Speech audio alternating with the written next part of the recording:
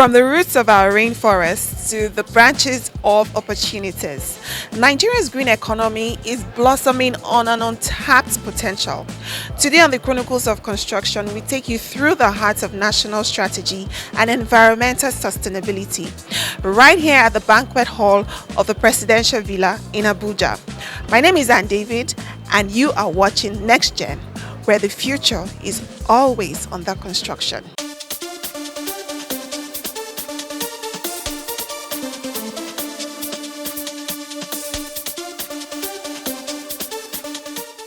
Distinguished ladies and gentlemen, once again, thank you so much for being here today in order to discuss this very important sector. If you could remember, one of the key agenda of Mr. President, President Bola Ahmed Tinubu, in his 8-point agenda actually is inclusivity.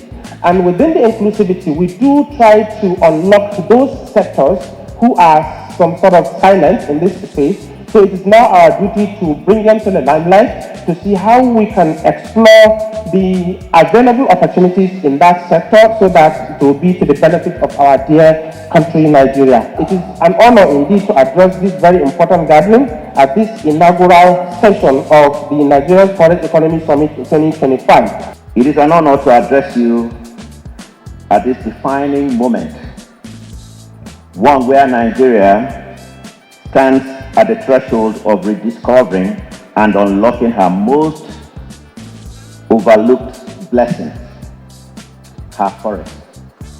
That's our blessing. From the beginning of time, God gave humanity a garden. That's the first thing He gave.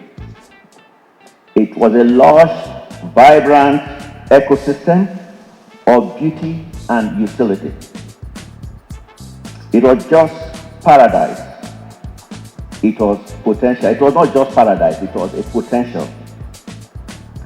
It is not just habitat, it was an economy. We in the National Agency for the Great Green Wall, in line with our mandate of combating deforestation by restoring the degraded lands through extensive afforestation, have made measurable contributions to environmental sustainability and climate resilience over the years. Your Excellencies, distinguished ladies and gentlemen, there is no doubt our economies are highly dependent on oil and gas revenues, and it is grappling with the energy transition.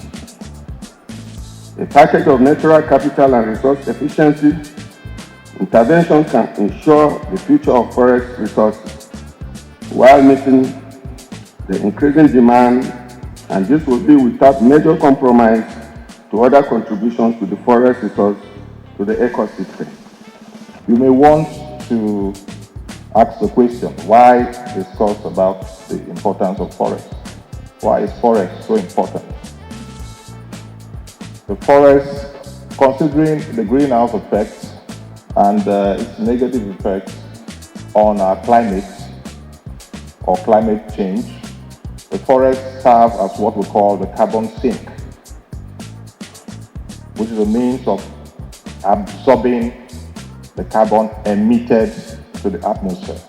So the more the forest we have, the more our ability to absorb those greenhouse effects and carbon that is emitted in the atmosphere. And we could actually use this as a means of gaining wealth instead of neglecting it. The fact that we are leveraging on renewable sources creates a mutually beneficial nexus between preserving our forests as well as catalyzing economic activities using solar and other renewable sources. To date, the Rural Electrification Agency, for example, had deployed over 300 mini-grids across the country. For example, Your Excellencies, if you go to a village nearby here in Abuja called Peti, you will see 200 kilowatt mini-grid serving the entire community. That community, the main source of their cooking, for example, has been using the woods, the firewood. But due to our intervention providing 100 kilowatt mini-grid, were able to catalyze the use of clean cooking within that community. But as much as that, we also catalyze some key economic activities within the communities. If you go to the communities, you will see that our mini grid has catalyzed the use of welders, the refrigerators, millers, the even emergence of processing plants of rice, which is the main source of occupation in those communities. So what is the real problem to solve? In reality, is storytelling. Why storytelling? I personally believe that the Global South, Africa specifically, needs to learn how to tell the story of its own right to receive funds, protect the environment, restore the environment, and also what that means for the communities and the population at large. So what we need is better projects. What we need is better stories. People need to understand what the impact is if you finance these kind of projects. So I commend my previous speakers about their ambitions. I believe that's extremely important. But it also means that people go out and present these stories in the major forums, like COP coming up in Brazil, like some of the major climate summits that happen in places like London, New York, also in Hong Kong. So it's about advocacy, and it's also about substance. As custodians of the land, though you talk about land use act, but we are the original custodian of the land. Traditional institutions across Nigeria bear a unique perspective on the significance of our forests, not merely as natural reserves, but as sacred legacies that sustain our people. Livelihood, heritage, and future. The forests of Nigeria are rich, both in diversity as well as in economic promise. They hold the power to lift community out of poverty, combat, eliminate change, and generate sustainable wealth for generations. The New Hope agenda of President Bola Ahmed Tinubu, GCFR, envisions a 1 trillion naira Nigerian economy by 2030. To reach this target, we must mobilize all aspects of national development. The forest economy, with its multiple entry points across agriculture, trade, health, climate, housing, and finance, is a natural pillar of this growth trajectory. Around the world, countries are leveraging forest-based industries to transform their economies, and Nigeria cannot be an exception. Policy harmonization, which is to embed the forest value chain into the National Development Plan, state medium-term expenditure frameworks, and the economic sustainability framework. Digital integration, which is the deployment of forest fintech tools and platforms through the National Consumer Trust Framework, and the sub-national collaboration, which is to align state-level forest charters with national expert climate and job creation agencies. In closing, let me emphasize our forests are not a relic of the past. They are the blueprint for our future. Let us not merely protect them, let us invest in them, build on them, and build with them. Let this summit be remembered not just as a policy dialogue, but as a turning point, a moment where we have decided to turn trees into trillions and forests into futures. On behalf of His Excellency President Bola Ahmed Tinubu, GCFR, I assure you once again of the continued support of this administration and wish you a successful event.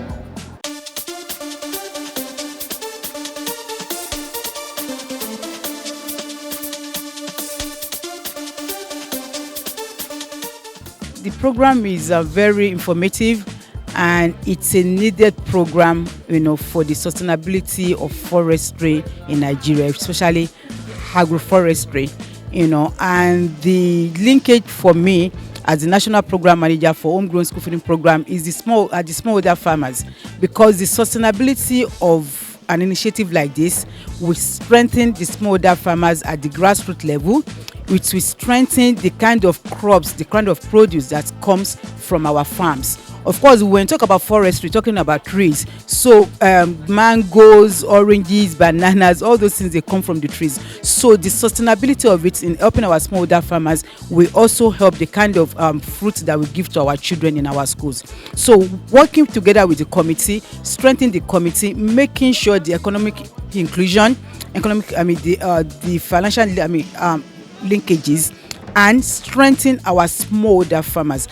Smallholder farmers contribute to 90% of the food that we eat in this country. So it's very important that we support this program, and the success of this initiative is key to every Nigerian. Well, let me tell you something. The Chinese philosopher Confucius said, "The man who does not take a far view will definitely have nearer problems." When you think about what's happening now, Nigeria is awake finally. I mean, the whole world is going biodiverse. Everybody's thinking about alternative means of energy, alternative means of income and revenue. And you can imagine we're sitting on $6 billion and we don't even know it. I heard my state, Imo State, is what? Does it say less than $100 million of bush? Trust me, we are in the right business now. And I'm glad my country is waking up. It's in line with the hope agenda the president is trying to put out there. Private sector should understand that this is the right moment for it to key into this very important, aspect of the economic development. And I believe that once they do that, we would start to see, the positive outcome in the coming years, in the years to come. Nigeria has a big potential to exploit its forestry resources and also replenish forests as a resource. Forests tend to be in rural regions that tend to have the rather poorer populations. So including the populations into the economic process and the value creation can create a lot of economic opportunities. To give you some examples, it can be about agroforestry, it can be about protecting and restoring the forest, building up nurseries. It can also be about wood processing, sustainable forestry, where you actually replenish existing forests or degraded forests. So further along the line, you may think about sustainable tourism and other activities that relate to the forest. The good thing is it's all about green architecture and also encouraging forestry, that we shouldn't cut the trees. Deforestation is not a good one. We have the responsibility to repair. And so as architects, as Nigerian, and as professionals, looking at the entire value chain, there's a lot of potentials in that sector, in the forestry sector. And so the political will have started. The conversation have started. And because it has started, it's on a journey. So yes, I can say yes, it's gaining momentum, and that is where we are here today. Sustainable forestry would provide construction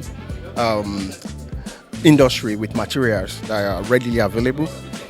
I remember growing up with living in a house where the floor is made of timber and the walls are made of stones that could be removed, reused, and it was, easier and better then, until we moved away from that and we start building with concrete, with glass.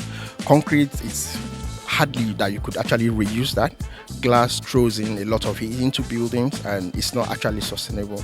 But over time, we've tried to move away from those materials that are domiciled locally here, that help us with sustainability, and we've moved away to other materials that we see in foreign lands. But if we could actually go back and retrace our steps using bamboos and wood. Sometimes you go to some foreign countries and you see a lot of their houses are actually made of wood, and that's why, and they have a lot of problems like typhoon and fire incidences and all that. We don't have much of those problems here, and we are still not taking advantage of our vast land.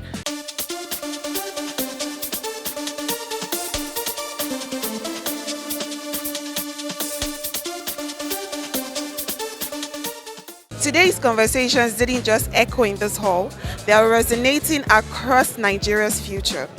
As we rethink sustainability and redefine inclusion, the forest is not just a symbol of nature, it is a driver of national prosperity. Thank you so much for joining us on today's episode of the Chronicles of Construction, where we spotlight ideas that will reshape the future. A heartfelt appreciation goes out to our media sponsors and partners, NIA Abuja Chapter, FlexiClay, CYFT, Uncaged Creations, Broad Mind Special Projects Limited. Thank you all so much for your continued support. And a special appreciation goes out to architect Bose Idegmeso, FNIA, for ensuring we captured not just the surface of this event, but also the soul of it. Remember, this is the Chronicles of Construction, the art of building and the soul of storytelling.